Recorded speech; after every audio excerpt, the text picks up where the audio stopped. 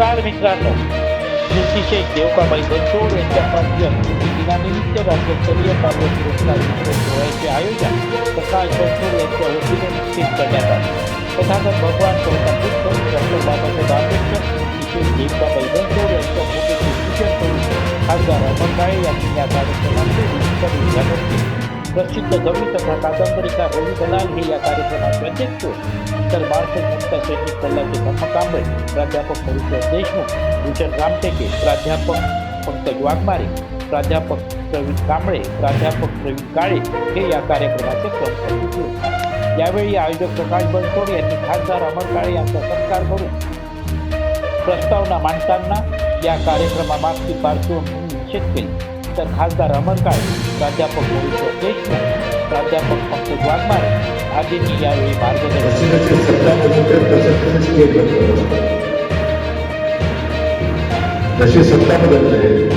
पद बदलतात, तसं स्टेज बदलत. परंतु प्रकाश बनसोड की मी पदावर असो की मी पदावर नसो, त्यांनी कधीही या कार्यक्रमामध्ये मला डावललं नाही.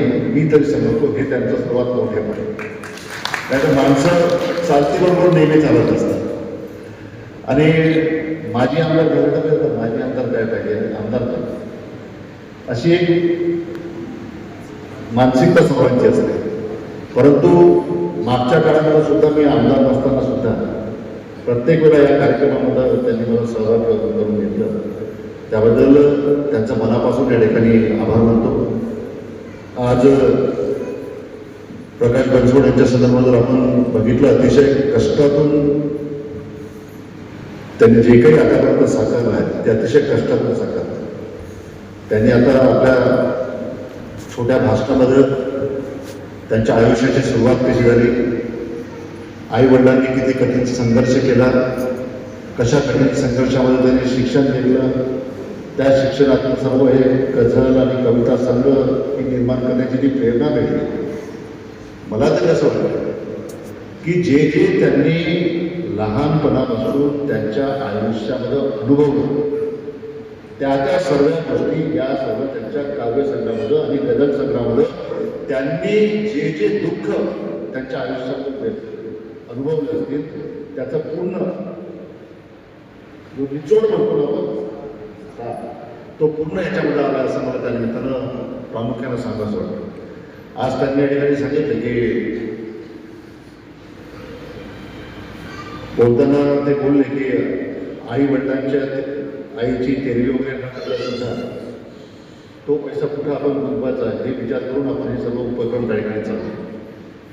तुमचे आणि माझे वडील मरण पावले होते आणि वडील मरण पावल्यानंतर बरेचसे लोक पण त्यांना तेरवी करावं लागेल वगैरे सांगतो. परंतु त्यावेळेला माझ्या वडिलांची तेरवी न करता वडिलांच्या तेरवीवर होणारा खर्च हा त्यावेळी मी जवळपास एक 50-55-60 मुलींचा सामूहिक विवाह करून त्या सामूहिक विवाहातून तो सर्व तेरवीचा खर्च त्यावेळेला आपण दिलेला होता.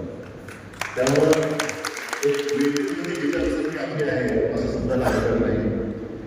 आणि फार कष्टातून सर्व जे काही त्यांनी आतापर्यंत साकारलं आहे ते फार कष्टातून साकारलं.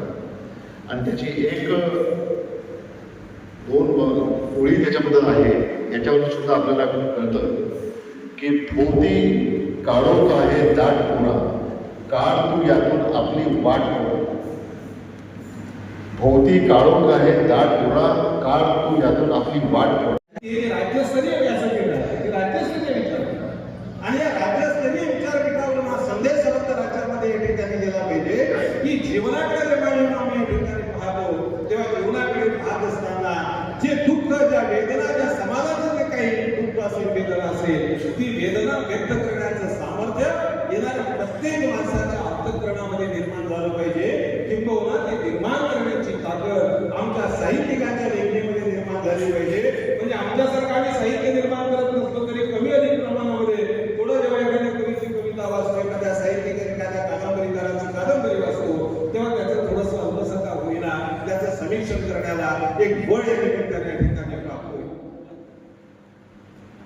त्याचप्रमाणे ज्या ज्या साधू संतांनी, ज्या ज्या विचारवंतांनी, ज्या ज्या विद्वानांनी आपलं संपूर्ण आयुष्य मानवाच्या कल्याणाकरता खर्ची घातलं त्या सर्व महापुरुषांना, साधू संतांना आणि विद्वानांना मी या ठिकाणी वंदन करतो.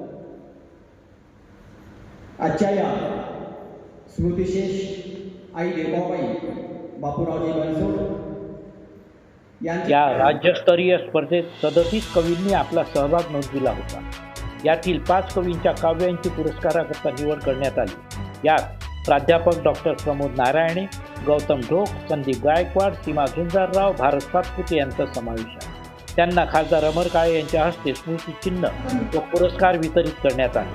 तर स्पर्धेचे परीक्षक प्राध्यापक मोरेश्वर देशमुख, विद्यानंद हाडके, प्रशांत ढोक यांचा सुद्धा शाल व स्मृतिचिन्ह देऊन सत्कार करण्यात आला. संपूर्ण कार्यक्रमाचे संचालन विद्यानंद हाडके व प्राध्यापक प्रवीण काळे यांनी केले होते.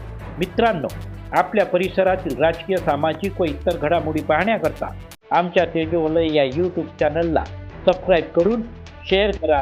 धन्यवाद. नमस्कार.